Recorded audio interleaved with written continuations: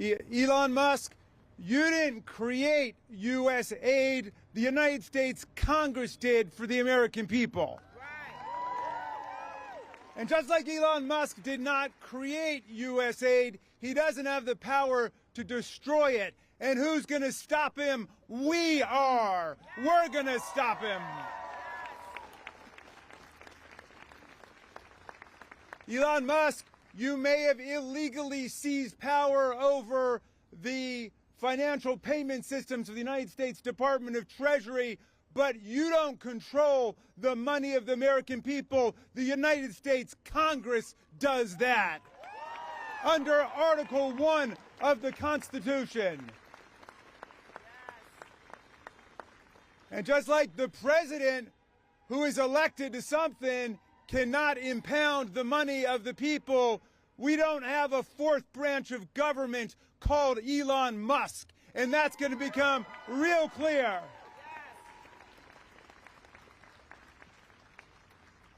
President Trump ran for office saying, I'm going to review every single penny in the federal budget. Now, how are you going to review the spending in the federal budget without reviewing the spending? And that's what Mr. Musk is doing.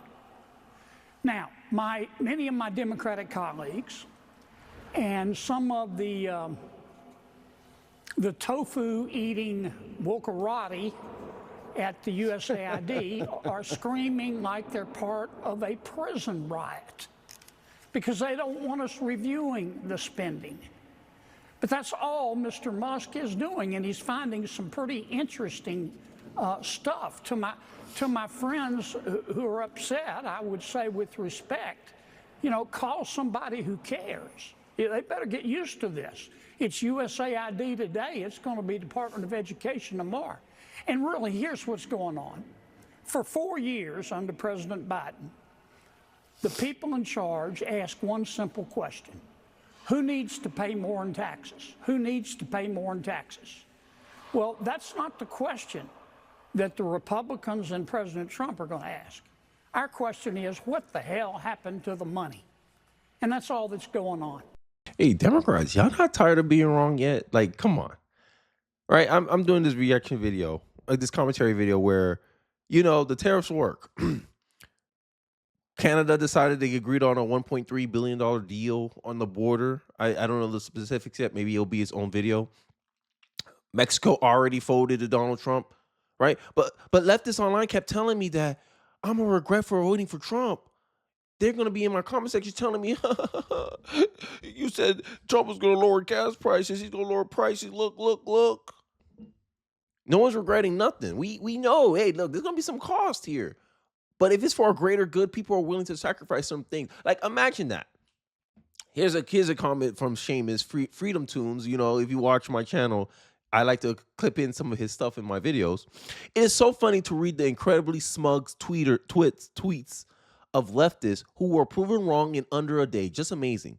If you're on the right side of history, why do all your predictions age faster and more horrible than milk? Exactly. Democrats, is it no wonder you're so unpopular nowadays? Have you looked at your favorability ratings lately? As you saw from the intro, Republicans are asking a different question than Democrats. Democrats ask, who's going to pay for all our pet projects? Democrats ask this question, sorry. Republicans ask, how are you going to pay for all these pet projects, and why are we paying for all these pet projects? And you saw in the beginning, Jamie Raskins is mad that Elon Musk is doing the job that he was tasked with. Elon Musk is not a private citizen right now.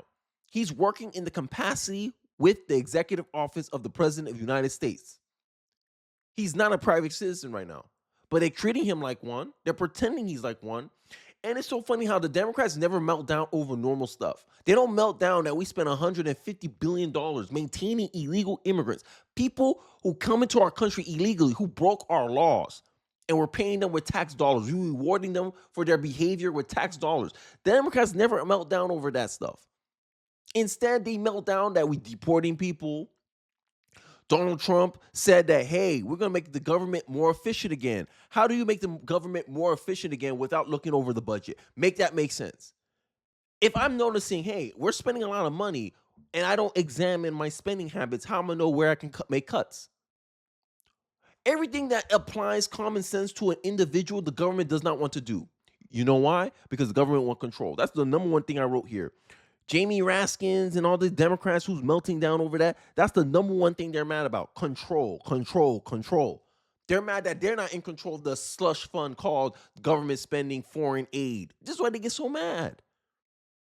And they inconveniently exposed reality that, you know, the conspiracy theory that conservatives were worried about, like there's a deep state, there's a cabal of people who organize in an agenda to enrich themselves and push a agenda onto the world. They just validated that it was true.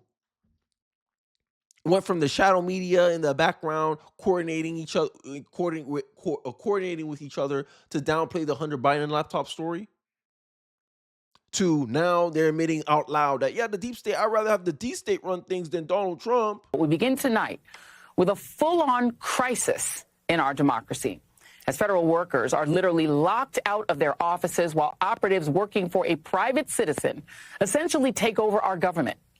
Their tactics include turning off our federal websites, deleting government-funded research that you, the taxpayer, paid for to impose speech codes, bullying news organizations by demanding interview transcripts, implementing an FBI purge, locking federal workers out of their computers, and even turning them away at their offices while giving themselves, without congressional or any other authorization, full access to the personal data of tens of millions of Americans, including Social Security recipients, FBI agents and officials, military and government contractors, and every single employee of the federal government. All of that data in private hands that you did not authorize, even if you voted for Donald Trump.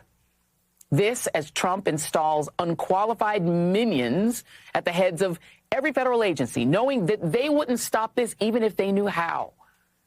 At least when he's not threatening multiple trade wars or vowing to launch a new age of American imperialism by colonizing the indigenous people of Greenland and the Panama Canal, all while congressional Democrats issue strongly worded letters, plus holding a press conference today, and congressional Republicans sit back and let the federal government they work for collapse all around them, while they occasionally beg Trump for tariff mercy for their states. If this were happening in any other country right now, I promise you, I'd be on the air calling it a coup. You're watching live coverage. Through USAID over the past several years, these are some of the insane priorities that organization has been spending money on. $1.5 million to advance DEI in Serbia's workplaces, $70,000 for a production of a DEI musical in Ireland, $47,000 for a transgender opera in Colombia, $32,000 for a transgender comic book in Peru.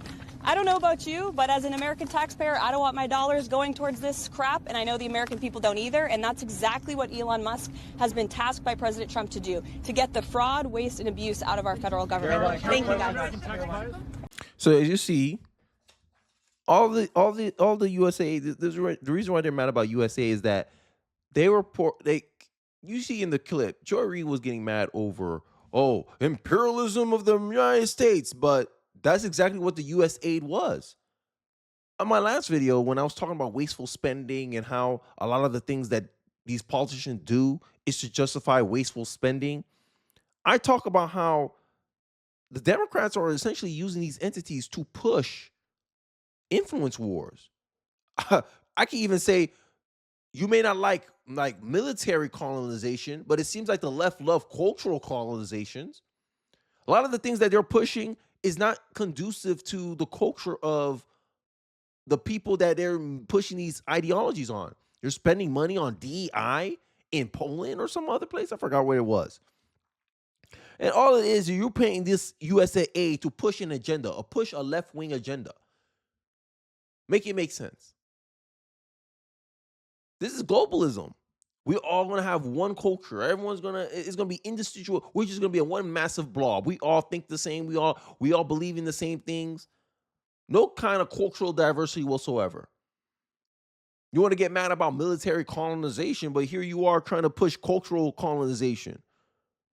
In countries where it's majority like 90% one ethnicity, you're gonna try to push DEI? Really? But hey, this is what we talk about, the deep state. Bill Kristol admits the quiet power allowed. The deep state is far more preferable than Trump's state. Right? This is the deep state is more preferable than to the Trump state. Billy seems nervous. TDS reaching new heights. You're saying you prefer not knowing who's running the country just because you hate the person the American people chose as president. Look at this, getting destroyed. Hey, Miss Kristol, for you, the deep state is preferable because you are listed as the president of Defending Democracy, which is an indirect beneficiary of the USAID through Rockefeller Philanthropy Advisors. You are exposed. This is crazy. Why is the USA giving millions of dollars to Bill Kristol? He's getting paid out. Oh my God. Yo, the funny part about all this is why I like Trump. He exposes things that people like these guys on the media suffers complete meltdown over USAID, because you find out a lot of these people benefit from this stuff, whether it's from a political sense, a management sense, a financial sense with Bill Kristol here, right? Exposing him. Oh, I rather want the deep state to run it. Of course you want the deep state to run it, because that USAID acts like a trust fund for a lot of you Democrats. This Republican Party is the rule of law party.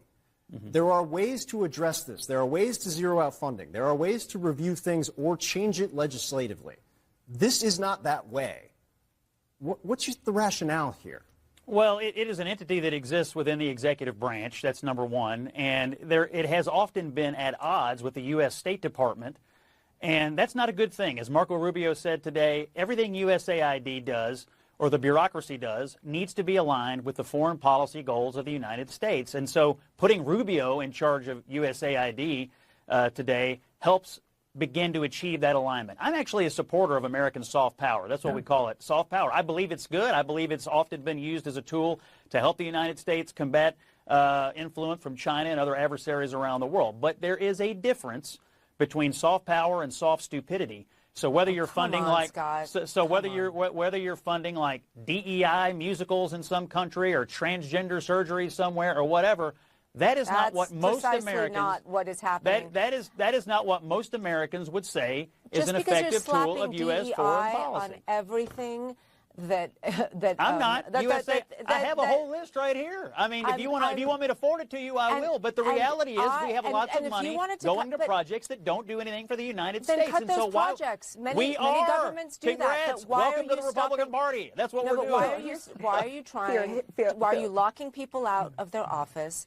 Why are you trying to tell people to stop working? Because the bureaucracy is non-responsive. Without the because the bureaucracy is non-responsive. Congress, just add one thing? Ashley, go ahead. It's hard to believe that someone that added $8 trillion to the U.S. deficit is really even serious about cutting costs. So I don't buy this argument that this is an effort to cut costs and make sure that there's not any government waste. It's an effort to cut stupidity. These programs, and I could read out the whole list. If you'll give me 60 seconds, I'll read the whole thing. But there is a difference between smart soft power and dumb spending by left-wing ideologues who inhabit this bureaucracy. This is the president's efforts to undermine government one agency at a time. He's signing an executive order to get rid of the Department of Education, probably as we speak. That's what this is all about. It's an effort to undermine our government one agency at a time. Who's running the government? I mean, I know you know how this works, but the president's in charge. Your president is. You can't undermine your own government. He's in charge of the bureaucracy, and all they're asking for, Phil and everybody else, is for the money that we spend around the world to be aligned with U.S. foreign policy interests. They have put out a long list of programs that have nothing to do with our interests. Why can't we go in and root that out and redirect the money coming from the Secretary of State to the things that matter the most? That's it. That's all they want. Scott? Sometimes I can't stand liberal panelists sometimes. Right? You saw the two ladies on the panel, and all I kept writing was deny, deny, deny, right? They keep denying, oh, we're not doing these things. Okay, cut the wasteful spending then. Scott Jen says, yes, welcome to the Republican Party. That's exactly what we're doing. Right? And then she wants to go back to the past, right? And this is the Democrats' problem. They're always looking in the past instead of looking forward in the present of what they're going to do. This is why they lost. This is why they're so unpopular. I'm an independent. If you want to hear an independent's point of view, yes, I'm a conservative independent, but I'm still independent. This is why I don't vote for y'all. That's why I don't vote for your party. Thank God in my voting record, I have not voted for a Democrat yet. Maybe when they come back to common sense, I probably can entertain it. But right now, the way the Democratic Party is operating, the way that these liberals try to rationale some of the approaches or the hesitancies of the Democratic Party, it just shows me every day that the Democrats only protect things that helps them politically. This USAID is a slush fund. It's a gravy train for Democrats. And here's Stephen Miller, which is Donald Trump's deputy chief of policy, who helps Trump formulate his policies. I want to hear from him what his rationale is, because he's closest to the guy making these decisions. And to get back at Ashley Etienne, she talks about how, he's going to defund the Department of Education. We should. Did you not see? This is what I'm talking about with Democrats. Democrats never melt down over stuff that actually matters. Like they don't melt down over that. New national test scores make undeniable case for school choice. Parents living in purple and blue states must be empowered with educational options for their children. Let's look at a little bit into this. Let's see. The horrific low academic standard performance makes the undermining case that the American government running K-12 is an epic failure. According to the NAEP results provided by the National Report Card, 69% of fourth graders and 70% of eighth graders aren't proficient at reading. That's only 3 out of 10 school children learning to read soundly. When students can't read at grade level, it significantly hinders their other academic learning. K-12 on math.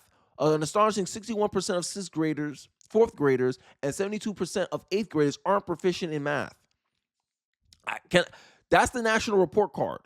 76% of our children, 76% of American kids go to government schools. That's what I'm going to call them. They're not public schools. They're government schools. And look at the results. That means government schools are 76% responsible for this bad outcome. And you think throwing more money at it will fix the problem? Make it make sense, Democrat. Throwing more money at the Department of Education is like throwing money into a fire pit. And this is the kind of useless spending that Republicans are tired of. Republicans have articulated to the American people, hey, look, yeah, we spend the most money on education, but we got the worst outcome. It means money isn't the problem. It's how we use the money is the problem. We're not efficient with the money we're using. We're not putting it into things that give us a good outcome. Let's shift the priorities. Let's reorganize where the money goes to get a better outcome. Democrats, we just want more money. We just want more, because they see the Department of Education as a slush fund, as a way to enrich their constituents, the teachers' unions. Teachers' unions overwhelmingly endorse Democratic candidates. This is the only way you can justify wasting billions of dollars, like about $800 billion in the Department of Education, because you're using it as a slush fund to give a gravy train to your Democratic alliance. And I think this is going to be the hallmark of this clip. Let's take a look. White House Chief of Staff, Stephen, you get the sense that the Democrats have finally kind of, I think, rallied around a new rallying cry, which is Musk the dictator, Trump the dictator, the people are the victims of the new dictatorship. Will that work? They tried it last time. They've rallied around the biggest losing rallying cry of all time, which is going to war for a swamp nest of bureaucrats at an agency called the U.S. Agency for International Development. Not American development, not developing East Palestine, Ohio, not developing the forgotten communities in Pittsburgh, Pennsylvania, not developing the border towns in Texas that have been run over by an illegal alien invasion for 4 years under Biden, but developing countries all over the world except our own. There's probably no entity in the government that is more of an entrenched power center of unelected bureaucrats with less accountability, less oversight than USAID. They funnel money to their cronies all over the world through a swampy network of NGOs, non-governmental organizations, and cutouts, including potentially some very troubling elements of focusing on things like regime change and destabilizing foreign countries. But this is not about America's interests. Donald Trump is courageously restoring democracy. Article 2 of the executive branch vests all power by the Constitution. Sorry, Article 2 of the Constitution. I agree with that. Like America can't keep writing blank checks and at our expense. This is why I said a lot of these people treat us like slaves. Like, you know how You get all the labor out of the slave, and then you reap all the benefits of their work. And that's what taxes are. We work. They take a percentage out of our money that goes into taxes. We spend our time, sweat, stress, and effort to make every single dollar. And the government took a cut out of it. And then the cut they take out of all of us, they use it to foreign spending to further ends that don't represent us. Instead, it's like a swindler.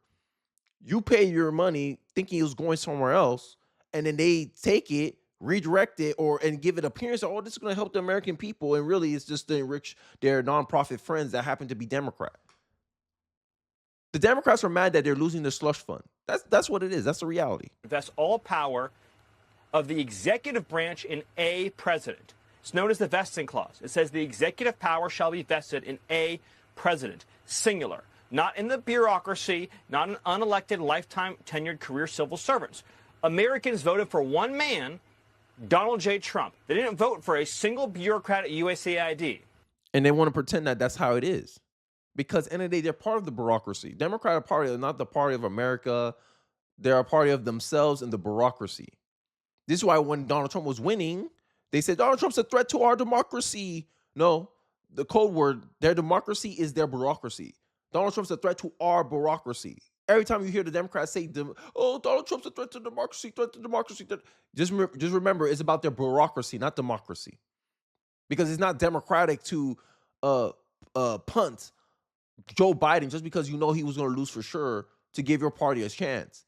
But if you're the party of bureaucracy, that makes sense. But if you're part of a democracy, that doesn't make sense. You don't kick out someone who's been duly elected, who won his primary, and force him to step down. That don't sound very democratic. It's not democratic to petition for your opponent not to be on the ballot. That's not very democratic. But if you're a part of the bureaucracy, though, yeah, you believe you manage everything. You should be able to manage who the people are allowed to vote for or not. And the left doesn't recognize that economy. The left doesn't recognize that they are authoritarian. They pretend they're not authoritarian. Gaslighters. They voted for Donald Trump to make government accountable to the taxpayer, to make government accountable for them. If the Democrats are saying, as they are, that President Trump cannot implement his agenda at USAID, that Donald Trump cannot fire recalcitrant bureaucrats, what they are saying, what Democrats are saying, is they oppose democracy itself. They oppose the idea that the American people can elect a man, in this case, our President Donald Trump, to reform the government according to the will of the people. This is a battle between the will of the people through their president, Donald Trump, and the will of an unelected federal bureaucracy. Exactly. So we and President Trump are on the side of democracy. The democracy and the republic. That's pretty much it. That's a good closing statement from Stephen Miller. I think you guys got a broad sense of where many of the criticisms on the Democrats are coming from. They're a party of bureaucracy, not democracy, right? They're gaslighters, all of them. All the Democrats are gaslighters. They appeal to emotion because they know they can't rationally defend any of their positions. And this is what we got today. But I digress. Let me know your thoughts in the comment section below. Do you agree with the Democrats' refusal or meltdown over the USA being defunded or reorganized or taking control over? I'm not sure what the Democrats are mad about. All I know is they're mad that they don't have control over how things should go. Let me know your thoughts in the comment section below. I'll be interested to hear what you guys have to say. Don't forget to like, comment, subscribe, and share this video if you feel so inclined. And I'll catch you guys on the next one. Peace.